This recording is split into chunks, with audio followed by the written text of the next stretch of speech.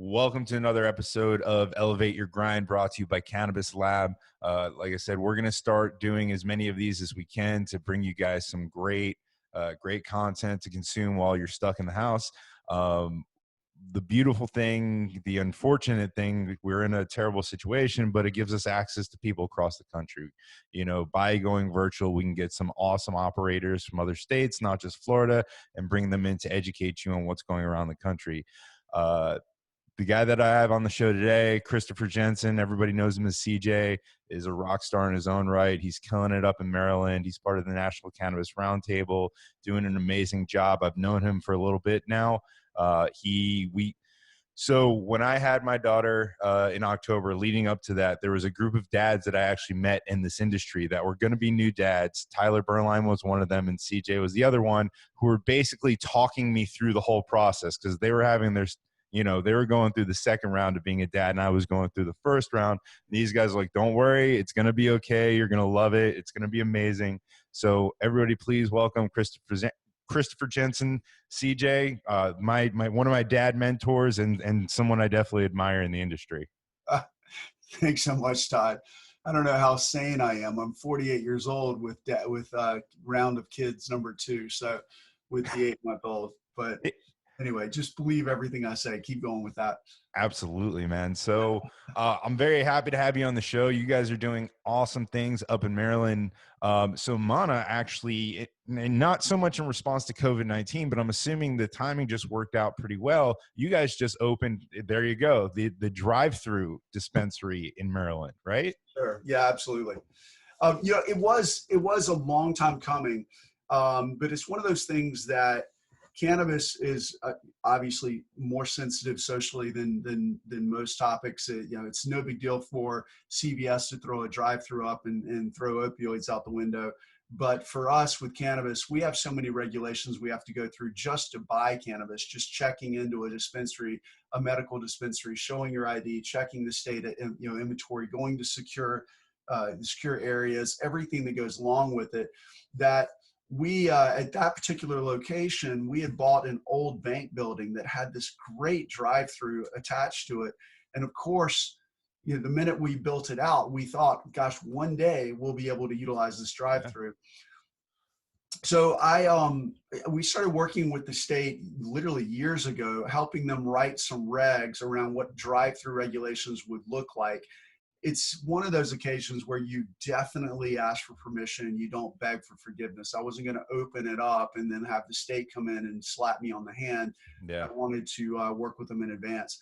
So by the time we got to this unfortunate crisis, the state was working on putting in curbside delivery laws. I give my state here in Maryland a lot of credit. The leaders here have been forward thinking. Governor Hogan is getting credit everywhere for how he's handling the crisis. Our county executive, Stuart Pittman's been great. And the executive director of the MMCC, Will Tilburg, is a pleasure to deal with. And he is forward thinking and pragmatic and smart. And so when they were considering doing curbside delivery, I went to Will and said, look, curbside delivery, we still are dealing with cash. We still have to do an exchange in the parking lot. I have armed security there, but I'm still worried about the health of my employees.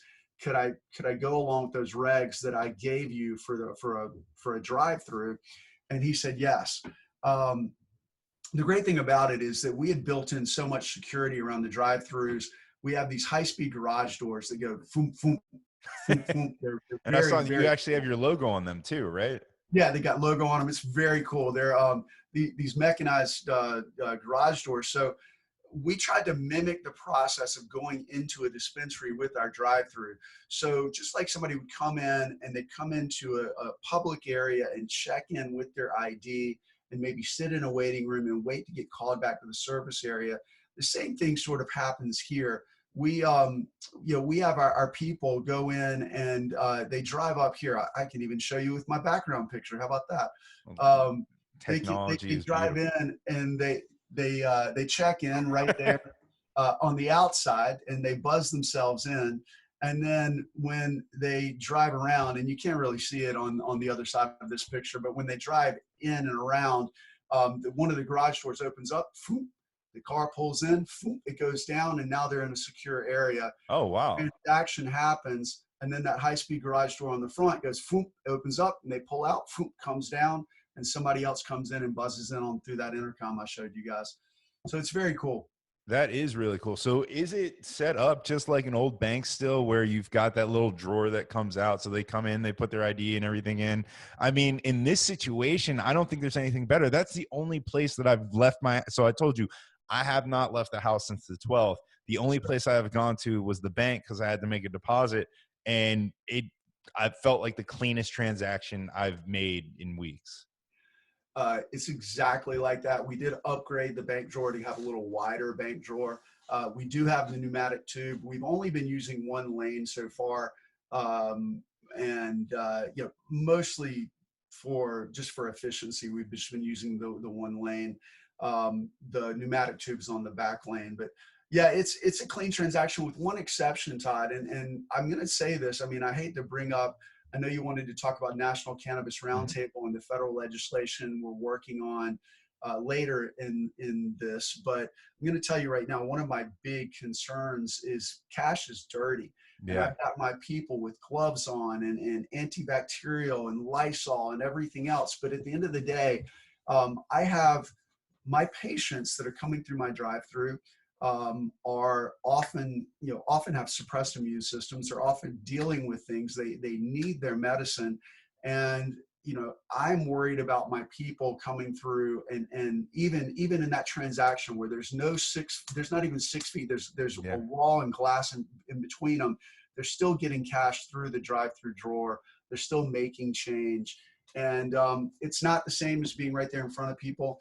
And I know the transmission rates are some bit lower, but when you're talking about a package or cash, but it's still a concern. And we have a piece of federal legislation just sitting out there waiting to be passed that has bipartisan support, and that's the Safe Banking Act. Yeah. That could really help this industry out and help prevent the spread of COVID. So on that note, so like I said, because you derailed us, but no, I'm perfectly fine with that. Yeah, right. Exactly. By no means is this a professional show where we have to follow an outline. In that transaction, there are some technologies out there that are trying to solve this, CanPay, Hyper, all those. Are there any out there that are kind of leading that you see right now? I know I'm friendly with Tyler at Hyper, and we have some people that are looking at that. To me, you go to an app store, you download an app, you connect it to your bank account, but you still have to touch a PIN pad or something. I think we're sophisticated enough in today's day and age where we can do a completely touch-free transaction, right? And we've done it with Square and other apps where you can almost Venmo the money and then get an email receipt. Is someone working on something like that? And, what's the easiest way in today's time, or do you think they'll lift the regulation that we can have that not touch transaction, or even get to where we can use debit cards for the most part? I mean, credit cards are a whole different story, but at least debit cards, you're using your own money. Yeah. I mean, I think that there's some groups out there that are doing these things well. Hyper, Tyler is one of them. Oftentimes a lot of these different systems that are out there are doing things by skirting rules. They're obfuscating. So they're telling the credit rails and they're telling the debit rails that they are a pharmaceutical transaction, or that they're selling lollipops or whatever, and basically obfuscating what the transaction is. They're going offshore. They're using some sort of crypto coin. They're not doing things sort of straight through. A lot of times it comes down to who your acquiring bank in the transaction is. And for us, we are lucky. We do have a bank in Maryland that has been a fantastic partner, and they have pretty strict regulatory controls, and they have approved use of CanPay. But we have yet to really install that. And I hate to badmouth anybody in the industry, but my peers have not had great success with CanPay in Maryland for whatever reason. So we haven't put that in, but you're right. It does. There's still touch there. There's still, it's not the same. It's not like Venmo. It's not like PayPal. It's not like even using your iPhone. It's different. we need the Safe Banking Act because that would clear up a lot of that. We'd have access to the debit and credit rails more openly. And I think it's just no nonsense. The Safe Banking bill is a banking bill. It's not a cannabis bill. It's not legalizing cannabis. It is a banking bill that would help with public safety, not only from just the amount of cash in the environment, but now we're seeing real public safety in dealing with dirty cash. Yeah, and then even beyond this year, so we get past COVID-19, whenever that happens, but next year's flu season, right? The people going into dispensaries, a lot of them do cancer patients and people going through all these different therapies. There's always compromised immune systems. And what happens just with next year's flu season alone? It would make sense to push this through. So do you see any action on the Safe Banking Act because of what's going on now to try? I mean, or they just do not care about dispensaries right now because dispensaries have really been more managed at the state level, right? It's been the states that have said, no, you're not illegal. You're essential now. We need you to stay open. So has there been any movement in Washington? Because I know there's a ton of people trying to tack things onto the stimulus package. So sure. So there are a couple of things. I mean, I think that the right now are the stimulus packages, and it's tough because you don't want to be tone deaf. Right now, we're worried about the economy. We're worried about American lives, and to add in safe banking language, or to say "Me Too," or to do the things, to try to add on to those things, it can come across as tone deaf. I know that at the National Cannabis Roundtable, we have been proactive. We have been talking a lot to our champions in Congress and in the Senate, and I know that they are aware of the, for lack of a better description, opportunities that this might create. I think we just have to be measured in our response to that and not be tone deaf. I think as far as the standard flow of legislation, we do have a safe banking bill that does have pretty strong bipartisan support. Obviously made it out of the House. We've got bipartisan support in the Senate. The real problem comes down to really more of our election cycle right now. We're in an environment where the Republicans and the Democrats really don't agree on a lot, and we're in election season. So there's no impetus for the Republicans in the Senate to really move along that bill unless it gets attached to another bill, or there's no election reason or no political reason to drive that bill forward. To your point, COVID could end up being one of those drivers, but the reality is we're more likely to see this move after the elections, or at the very least after primary season is all over, which I don't even know where we are with primary season, all the canceled primaries and stuff. So things are definitely crazy right now. So on the note, while we're talking about the COVID thing, because the drive-thru is great, and obviously we wish we can make things better, but one of the great things I see coming out of this tragedy or this epidemic are people innovating, right? You're seeing companies 3D print masks and everything else, but even folks like yourself, cannabis companies are being forced, okay, how do we take our business that is extremely regulated, that's cash-based, and basically bring it outside of our building so we can do curbside pickup. So I talked to a company in Colorado, they got to take their ATMs outside. They've got to take their point of sale outside. It's amazing seeing people innovate like that. And on that, I don't want to say they're being rewarded, but you're seeing massive amounts of cannabis sales right now. Do you think that that's a product of people are like, I got to be home for a little bit, so I've got to stock up more than I need? Or is it, I'm going to be home, so I need to have it? Do you think that it's going to continue to go up, or has it gone up and it's going to come back down now that everybody has it and they're not going to buy for a little bit? The toilet paper run. I think that initially, and I don't want to overblow cannabis sales. I know that there's been a lot of press over the sales increase significantly. We have seen about a 30% increase across our dispensaries, and most of my peers I speak to are seeing about the same. So it's not like we're out there doing 5 times the business, but it is definitely, for a mid-March, it definitely feels more like holiday shopping, so to speak. I think that it was driven initially by the fear that dispensaries were going to be closed. I think that what we've seen, and in National Cannabis Roundtable, we actually sent a letter to the governors early on, asking them to please consider cannabis an essential business, and that has been the case. Uh, Most medical programs have been left up and in Yeah. place. I know we've seen a couple of adult use shut down temporarily, like Massachusetts, and I know Colorado and things like that. But I think that what initially drove that spike was, quite frankly, the fear that they weren't going to be able to get to their medicine, especially in medical states. I think that the amount of business has stayed strong. I don't know if it's going to continue along at a 30% increase, but it has stayed strong. And I think part of that is, let's be honest, a lot of the folks that use cannabis as medicine are using it for anxiety, for Yeah. PTSD, for things that, during, I mean, every morning I turn on the Today Show and they talk about people having anxiety and being, stuck at home. And Yeah. but I think it's a natural, safe way to sort of, pull back and let go, and deal with the stress that's going on. So I do foresee it staying strong. I don't know if it's going to continue along at that 30% clip we've been seeing. I have seen our numbers this week. I mean, because we're talking day over day, right? Yeah. I've seen our numbers this week sort of normalize a little bit. We're still up, but it's not the 35% we were seeing earlier. Makes sense. As far as the way that people are interacting with you right now, so I went on your website before we did this.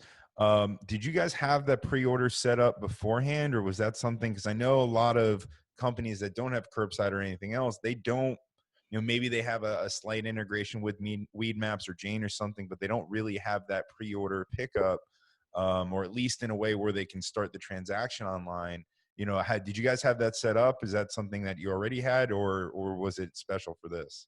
I'm going to say this, and every vendor in the world is going to call me tomorrow. But we did have Weed Maps and we did have Leafly set up for pre-orders in the past. We have seen it be a significant part of our business. People like the flexibility of being able to come in and have it ready for them when they come through. So we have been using that.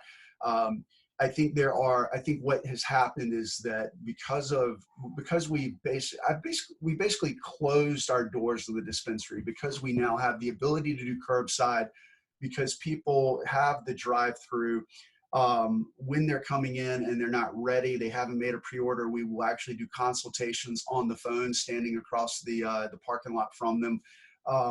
There's not a lot of reasons to bring them into a small space like a dispensary at this moment where we are in America. So what's happened is I'm not alone, and every dispensary in the United States is probably doing something very similar. And it's put an enormous tax. I mean, you and I talked before we got on this Zoom call about how we might have to be prepared to deal with lags and bandwidth issues. Yeah. You can imagine what the servers at Leafly and what Weed Maps are feeling right now. And so we've had our issues and our hiccups with that. It's also pointed out a lot of flaws in the system. When you're only doing, let's just use a random number, 10% of your business through a pre-order system, 10 to 20% of your business, and then all of a sudden you're doing 100% of your business, and then so is everybody else doing it through a pre-order type platform. It quickly pointed out a lot of the flaws in the system.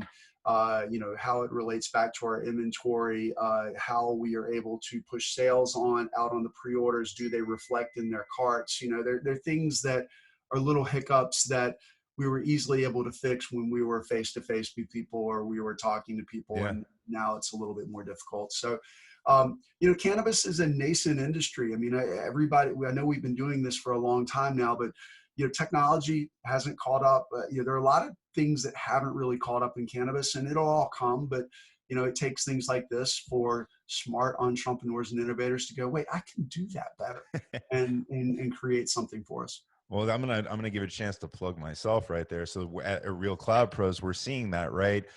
Sure. People of all of a sudden are, where they were not hesitant, but stalling to put in technology because market share was a priority in investing in grow and that type of technology. The e-com and everything else like that was not important. what we're seeing in our clientele when we're calling, because we're a systems integrator, right? So we work with all these companies agnostic. When we're calling a Hyper or a Jane or somebody, their implementation timelines are so far out right now because their phones are blowing up, right? Yeah. So, it's kind of a waterfall effect where everyone's like, oh crap, we need this technology. And it's gonna be very interesting because something that you said where they're doing 10 to 20% through e-com and now all of a sudden they're doing 80%. It's going to be interesting to see what happens after the fact, if it's going to drop back down to that 20%, because there is, people are scaling up to support that 80% right now. And now they're going to have a bunch of unused infrastructure after this, right? Where they're only using 10 to 20% again. And that's absolutely, and this is just comes from an old life of mine, where cloud systems come into place that allow you to scale up for a surge like this, a surge like 420 or July 4th or Memorial Day, wherever it is, and then just have the infrastructure for that 10 to 20% time. Yeah. It's going to be really interesting after this. I mean, I think you're going to see an increased amount comparatively where we were before. I mean, I would say probably even double or more because people are now used to using the systems. But, I also think there's no replacing having that interaction and that consultation in dispensary. Like I said, people are always coming up with new products all the time. My patient care specialists are really well educated, well versed in what all these products are and what they do for people. And to some extent, I still don't order my wine pre-order online really much. I mean, I like to go into the wine shop and talk to the guy about where this wine comes from and what's new, what's good, what's the great vintage this year, and so I do think we're not going to lose that in cannabis. I think that cannabis is going to continue to have a strong piece of that interaction. But it's but it's, I think it's definitely going to help business. It's going to help the cannabis business because people are going to go just on their website and go, I want my same old bottle of red. I want my same old, eighth that I always get, or whatever it might be. Makes sense. I mean, the interaction with the bud tenders and everything else, especially if you have a good place, can be very beneficial. Like you said, I tend to get my information from people because I'm lazy. So it's easier to talk to somebody than to go do my own research. So, going in and talking to the bud tenders where I get a lot of my education. But I know, so we've spent a lot of time talking about, what's that? I'll tell you, I mean, one last thing on that. Mind you, I am a Gen Xer and I like the personal interaction and that's just who I am. But the generations below me, particularly millennials and Gen Z, don't really seek that out. In fact, they like, it's statistically shown that they like to be able to do their own research and reviews and kind of stay arm's length through their phones. And so maybe I'm just an old geezer. Maybe it does start to go away and everybody goes online. Who knows? I mean, so I bring this up a lot, and I was going to transition into your background here, but I kind of like this topic. I bring this up a lot where Leafly now, I like what they're doing with these new kaleidoscopes. I think they're called the Leafly flowers. I'm really trying to figure out what the real name of it, but I like kaleidoscope better. Sure. Where you can actually see the similar terpene profiles and different strains and everything. And I'm on the fence about that. Some things I like doing my own. I think I like to be lightly educated before I go have a conversation so I can tell if someone's bullshitting me or not. So Sure. I feel like because I think I'm on the high side of millennial. So I'm like right at the beginning of millennial. I'm 33. So Sure. I like to go and get a light education and then go talk to an expert. So it's interesting, but I think sites like Leafly are amazing to give you that education, but how do you know that you're learning it right? I think that's where the bud tender education comes in. Sure. No? Yeah, without a doubt.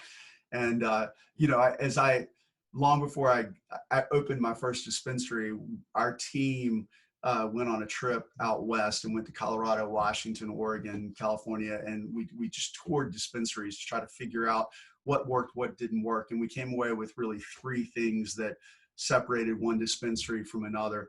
And one was the aesthetic. Was it hip? Was it cool? Was it a back alley? Was it a high school bake sale? Did it, was it somewhere my mom and yet my cool, my cool friend would go? Was it accessible? The second was sort of that white glove customer service. I couldn't believe that at that time, and I know it's changed, people would take my ID at the front and wouldn't know my name in the back. It just drove me crazy. I couldn't, I wanted to make sure that everywhere we had that white glove customer service. And then the third real differentiating piece was the education of the person behind the counter. It drove me crazy when I said, I need something for sleep. What do you recommend? And somebody would look at me and go, I don't know. I really like the pineapple one. There was no. This one is the highest THC or. Right.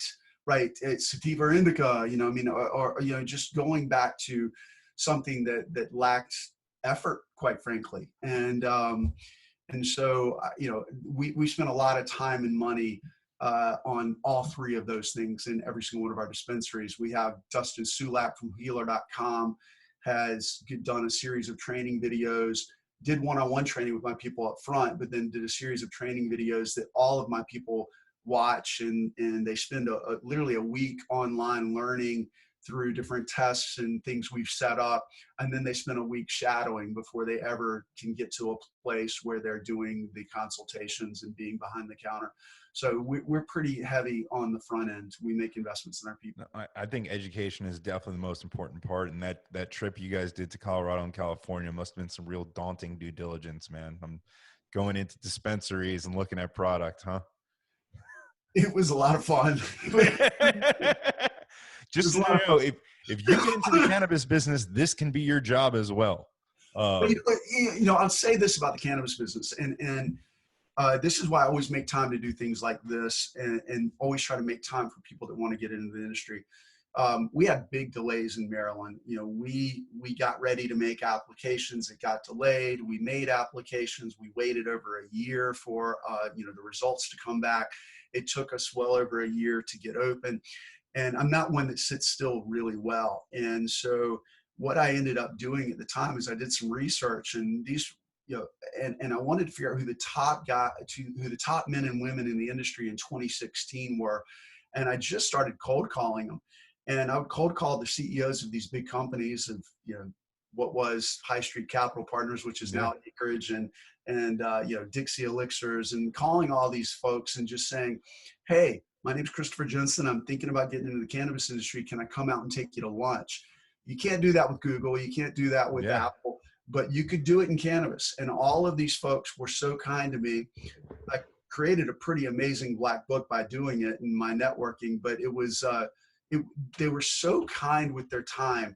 And as I did those tours for dispensaries and grow operations and manufacturing facilities across the United States prior to us opening, all of these folks were so welcoming. And I think the cannabis industry is a very collegial industry. It's not cutthroat yet. It's something where a rising tide raises all boats. And I love that about it. And I hope it stays this way for a while. And so all of those folks were kind to me, and I try to pay it forward wherever I can. No, I agree. I couldn't agree with that more. I mean, that's why I do what I do and why I'm such a big part of Cannabis Lab down here. And as we expand beyond Florida, I'd love to have you come to our conference and check it out for sure. But the cannabis industry is unlike anything else I've worked. So I've worked in IT, I've worked in financial services. There's a lot of competition in the cannabis industry. It seems to be more co-opetition. When I was transitioning roles within this industry, people couldn't help me enough. My phone was blowing up from, hey, have you talked to this person? I want to make this introduction. My email was blowing up, and they were just friends. I had not done, I hadn't given the value out first. I had not done anything for them yet, but just by going to my networking meetings and staying friendly with these people, it's very collegial. And it was, it's amazing to see this industry like that. So I kind of go with the transition here. Did you have something to add? No, just the former lawyer in me, and I say former lawyer in me, cringes at one thing, and that's that it is very collegial. But the minute that we get to federal legalization, we need to be very mindful of notions of anti-competitive behavior, price fixing, and things like that. So have these collegial conversations. We don't cross over into those worlds of, hey, you take that license, I'll take this one, or you sell this, I'll sell that. We just need to be, we need to help each other out, but we need to be mindful of what every other company in the world has to deal with when it comes to antitrust and anti-competitive issues. Absolutely. No, I mean, I Sorry, think I nerded out. I nerded out for a no, minute. it's fine. I just think we're at a young place right now where everybody just, they're looking for help themselves, and the way to get it is to help other people. So Sure. you had talked about cold calling, the biggest names in the industry. Is that how you help start National Cannabis Roundtable, or is that how it came about? Was it basically like you cold call everyone, you took them to lunch, and you're like, hey, we should do something together? I mean, how did that come about? Uh, NCR came about early on. I met a woman who is probably the preeminent cannabis lobbyist on the Hill, Safira Galoob. I know Um, Saphira, she's awesome. Safira is amazing. She's a force of nature, and she so impressed me. And one of those men that I had met early on was Kevin Murphy over at Acreage. Kevin had, I stayed in touch with Kevin, and Kevin had told me early on what his plans were for Acreage, and he wanted to build a and he has done a very credible and very impressive board that included Speaker Boehner, Anthony Bourdain, Brian Mulroney, just incredible Yeah. people. And I said to Kevin before Boehner was announced, and I said, if you're going to put a guy like Boehner on your board, you really need to be active on the Hill, and you need to meet my friend down in DC. And so what was funny is that I also had some investors, some friends that worked at Squire Patton Boggs, where Speaker Boehner practices, and I told them, without telling them that their partner Boehner was going to be getting into the cannabis industry, I did say to them, you guys need to start a government relations practice. And they kind of laughed at me. And then when Kevin and Speaker Boehner announced, it was really funny because Kevin texted me that day from you doing all of these press releases saying, hey, I think I need to meet your friend in DC now. My friends over at Squire Patton Boggs said, oh my gosh, our partner is getting into cannabis. We really need to meet your friend in DC now. And my friend in DC, Safira, texted me and said, hey, do you think your guys want to meet me yet? So that's kind of how we originally all got together. And I give Kevin Murphy over at Acreage and Safira a great deal of credit for getting this off the ground. And it's gone on to do amazing work. We have incredible groups working with us like Cresco and Trulieve and Plus Products, and just amazing Canacraft, just great groups. And we've been able to very quickly make a significant impact on the Hill. I think that Congress really looks to us as the head of industry, and I credit Safira and the team for that. It's really been amazing.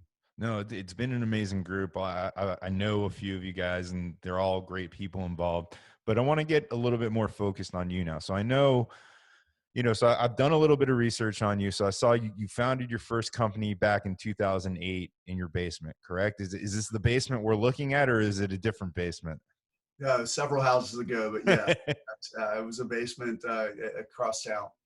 All right. So you founded your first company, and obviously it wasn't in cannabis, but it was more on the legal services side. So you studied law in school, correct? And I was a lawyer turned entrepreneur, and I got into legal services, legal recruiting, and legal consulting for years. Worked for a couple of companies doing that, and launched my own legal technology and services company in 2008, about a week after the banking crisis started, which is a terrifying time to start a business. We had some success, and we managed to grow to about 14 offices across the world. And we were on about $100 million run rate when I exited in 2013.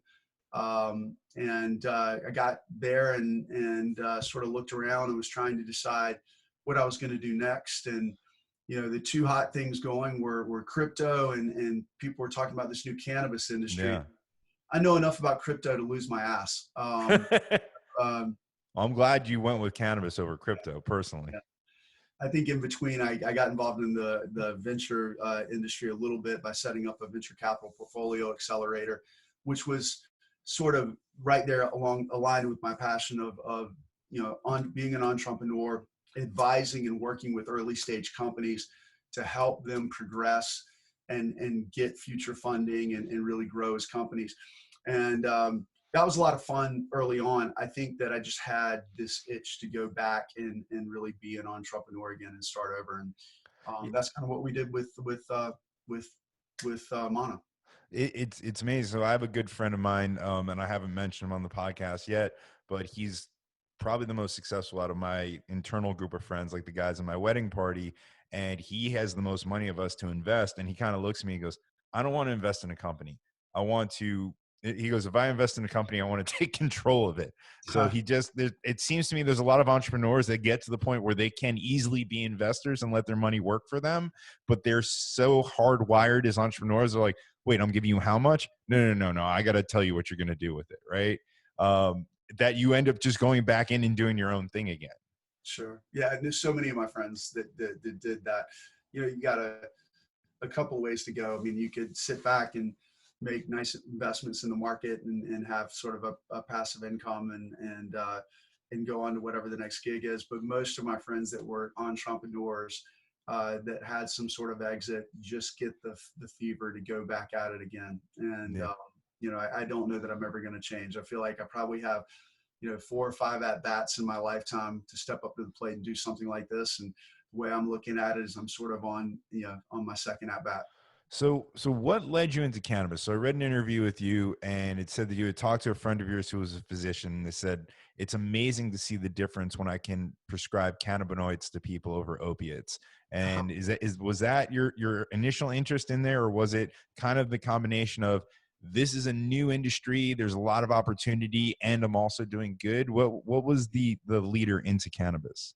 I wish that I could say that it was that noble, but the reality is that I admittedly was never a cannabis guy. I was a little bit of a Eagle Scout sort of growing up, and that was a whole different world to me.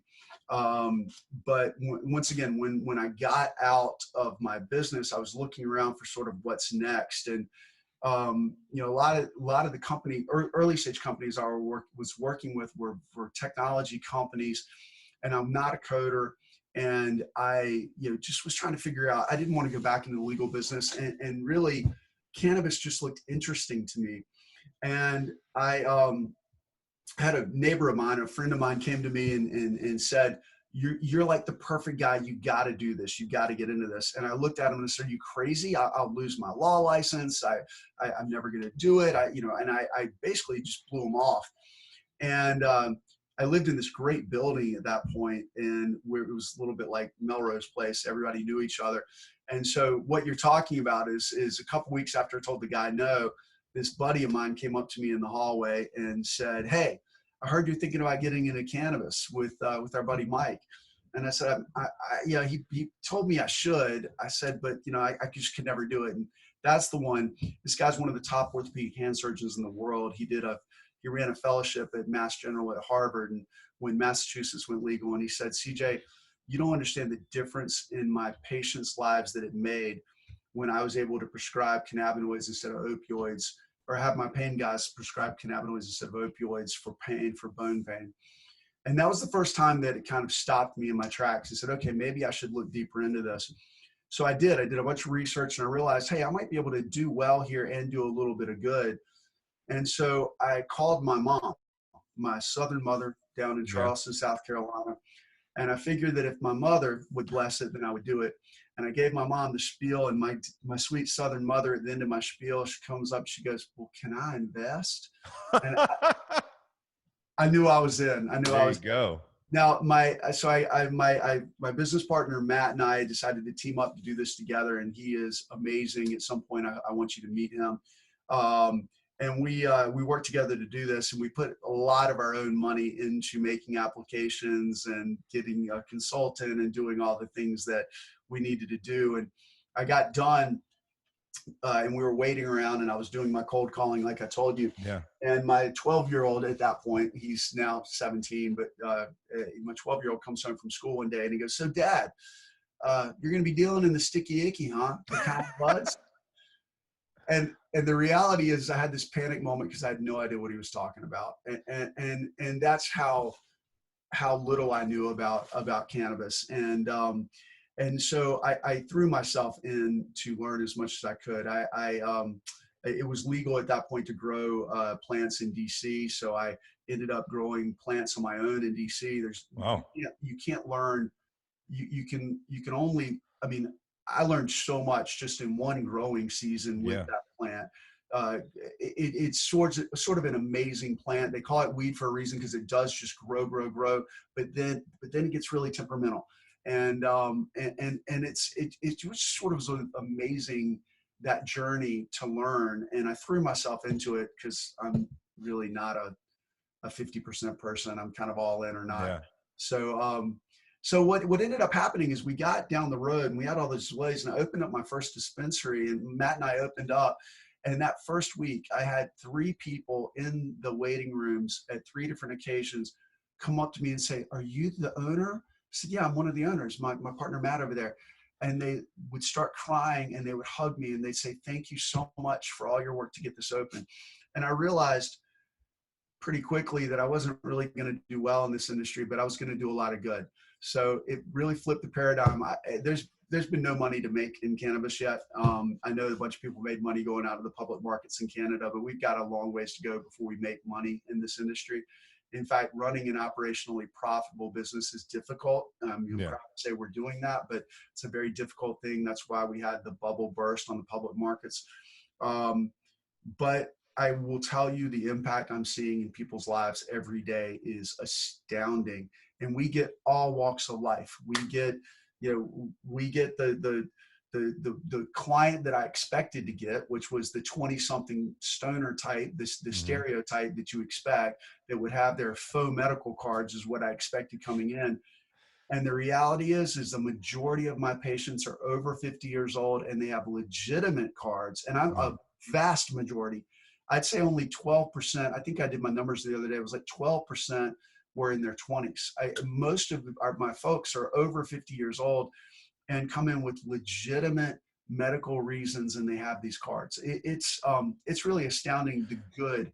And that's part of the reason why I got so involved in National Cannabis Roundtable, because I kind of felt like I was a great spokesperson for that.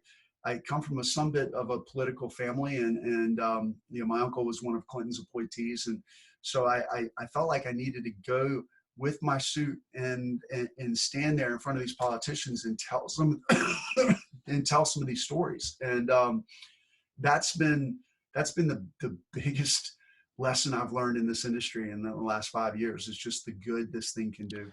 That's amazing. So do you think that older community that's coming to buy from you, were they using cannabis before? Is it just like, listen, the things I'm using are not working for me, I got to try something else, and then they try? I mean, is this new for them, or is this something like they've been doing it in the black market and now they have a way to get it legally? Or is it a mix? It's definitely a mix, but I would say a majority it's people. Okay, so my old next door neighbor used to own a series of coffee shops, and I showed up at his house one day, and I had a Starbucks cup in my hand, and I was drinking my Starbucks standing in front of him, and I suddenly realized that I was standing in front of a guy that owned coffee shops with my Starbucks, and I kind of got embarrassed, and I said, "Hey, sorry, it was on the way, and I just stopped through the drive-thru, and I just got a Starbucks." And he laughed. He said, "Don't worry about it, man." He said, "I would never have the business that I had if there hadn't been a Starbucks." And this guy owned coffee shops all across the Mid-Atlantic down to Florida, and had done very well. But he had a point, which is, we were all drinking the Maxwell House, and the Folgers in the morning, if at all. Big tin cans. Wasn't a thing, right? So what's happened in cannabis is, as we've started to normalize cannabis, I think we've got a Starbucks effect going on. So I think part of my plea to the governors, is really, this is part of the reason why we need to be an essential business, is because people need to get their medicine. The other piece is that when you have unregulated markets, or you shut down regulated markets, you end up with things like the vaping crisis, because now people are used to having their Starbucks. They're used to having their medical cannabis, and they're going to go seek it out. And they're going to go seek it out from the black markets, from the unregulated markets. And we ended up with a vaping crisis last year because of the mess that's going on in California right now. So you asked me a simple question, I gave you a complex answer, but I'm going to tell you it's a little bit of both. I think we do have people who've self-medicated all their life by going to the black market. but I do think that now it's gotten far more sophisticated. Now we know what a macchiato is, right? So, Yeah. it's gotten far more sophisticated, and their neighbors are talking about how they just started taking something to help them sleep, or they've got a salve that's helping with the neuropathy, and suddenly they're interested, and they go to their doctor, and their doctor gives them a card, and they come in and they start. That's why the consultation piece is so important. We sit down and we talk to them about why have they come to medical cannabis in the first place, and that's taking off like wildfire, and I think that's why we're seeing such public support everywhere. Yeah, I mean, personally, if it was really just the stoners coming in, dispensaries wouldn't really need to sell much more than some concentrates, flour, and pre-rolls. The salves and the oils and the tinctures just wouldn't exist, right? Yeah. So, And it's and the different types of products are getting so much more fun, complex, neat. The people are being thoughtful of the products they're making. They're solving problems. It's really neat to see this industry move along. so down here in Florida, so most of the people who are going to watch this, I assume, are from Florida, but this goes out to our LinkedIn and our YouTube, so it will be national. We have enforced vertical integration down here. Is Mana vertically integrated, or are you just a dispensary chain right now? We have dispensaries only in Maryland. In Missouri, we have manufacturing licenses that we're building out. We just were awarded those this past year. Very cool. And we have a dispensary in Colorado, and we are putting a consumption on site infused cafe into that one. Our goal Very would cool. be to go. Am I getting an invitation to that grand opening, by the way? Absolutely. We're doing the build out now. So, There we go. once again, we got started later than most companies in Maryland. Maryland got open later. And, we started with the dispensary side of things, and we're slowly growing and moving into other states. What's really interesting is, as you saw people seek the public markets in Canada, they got a lot of capital and they were able to go a mile wide very quickly. The problem in cannabis is that it's very hard to build an operationally profitable business, as we talked about. And so for us, I wanted us to be open a year before we went to seek institutional investment at all. Okay. And me being open a year coincided with the sort of the bubble bursting on the Canadian markets. And so for us, it's been about slow growth. It's been about making sure that we are creating operational efficiencies and running a profitable operation, and then seeking expansion capital as opposed to seeking capital to stay afloat. And that's kind of why we've grown a little bit slower, but it's slow and steady will win the race. It's the one thing. It kept me up at night because I'm used to hyper growth and I'm used to growing fast. And I'll tell you, if I had had all the money those guys had coming from the public markets, I probably would have grown just as quickly and gotten spread thin. But it's so ironic now that it's seen as a virtue, and people are asking me to talk about running operationally profitable businesses. That one thing that kept me up at night is seen as a virtue in this industry. It just cracks me up. It was a blessing, not a curse. No, I talk about this on a lot of the podcasts. I think I've talked about it with Cody Sanchez and a few other people, but I truly believe that what everybody thought MedMen was going to be, because they were the first ones on the Howard Stern show and they were the first ones that had this nationally recognized brand, and also unfortunately one of the first ones to really crash and burn publicly, that we haven't really seen that company yet, that it's going to be someone like Amana or my friends Kaya out in Colorado or other dispensaries that I know that kind of bootstrapped and did what they did well where they did it before they started to expand, instead of just going for a land grab. And then now that capital's tight, have really no other source to keep going. And then, Yeah. and then God forbid, seeing what's happening now with COVID-19, no one's making investments now. The public markets are getting trashed. What's going to happen to these companies now that capital was tight and now it's almost gone, or at least on pause? Well, I lost a lot. I shouldn't say I lost a lot, but I had a lot of money coming in. We're doing a small round right now, and I had a lot of money verbally committed to me that we're waiting to get wired in. That within the first really 2 weeks of the COVID crisis, all pulled back because of the COVID, because of the Corona markets. And none of them said no. They all just said, we want to wait this out.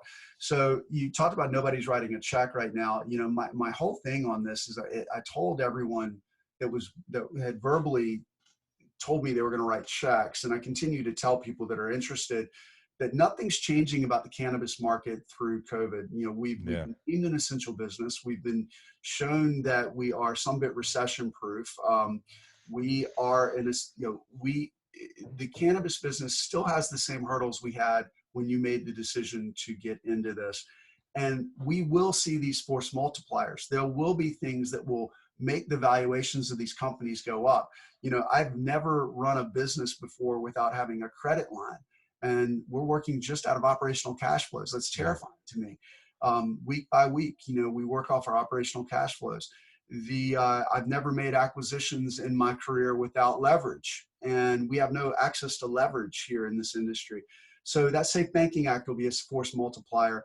I do think that when states go from being medical use to adult use, we see traditionally 100% to 600% increase in revenues for cannabis operations. I think that's a force multiplier. And then the last one would be when we do get some iteration of legalization. I think it's going to be a more federalist approach to legalization. I don't think it's going to be a broad stroke. I think it's going to probably put the onus on the states to manage and regulate. And I think that that's going to be when the public markets open to cannabis in the United States. And I think that's when a lot of big public companies will look to get into this in the United States. So, you know, we're still looking at those force multipliers. I think the opportunity is still there. I think it's a great buying opportunity for anybody that wants to get into the industry right now. I couldn't agree more. I think there are so many opportunities in the private market and especially in cannabis. Well, CJ, we're coming up on an hour, and I know that your time is valuable. So I appreciate you joining us today. Everything, the education. You talk too much. You tell too many stories. I got to cut you off. I could honestly go for another hour or so, but I think we lost all our viewers probably about like 17 minutes ago because nobody has an attention span. Right. So we could probably talk about whatever right now. Nobody's going to see this part of the video. Exactly. But no, man, it's been a pleasure knowing you. I really appreciate everything that you've done. I appreciate you joining me today. I look forward to continue to watching you grow outside of Maryland, and stay safe. I know you had a brush with the flu, so get healthy. And is there anything you want to plug, website or anything else like that? No, absolutely. I mean, love you to come see us when you're in Maryland, Colorado, or Missouri. Absolutely. Well, I'm definitely going to check out the Consumption Lounge when that opens in Colorado. I've got to check out the drive-thru in Maryland. I'm going to go ahead, plug Cannabis Lab, www.joinclab.com. We're going to do a ton of virtual content over the next few months. I'm sure CJ will join us again. We'll talk about getting you down to the conference in October. It was a good time, man. Thank you so much. Thanks, buddy.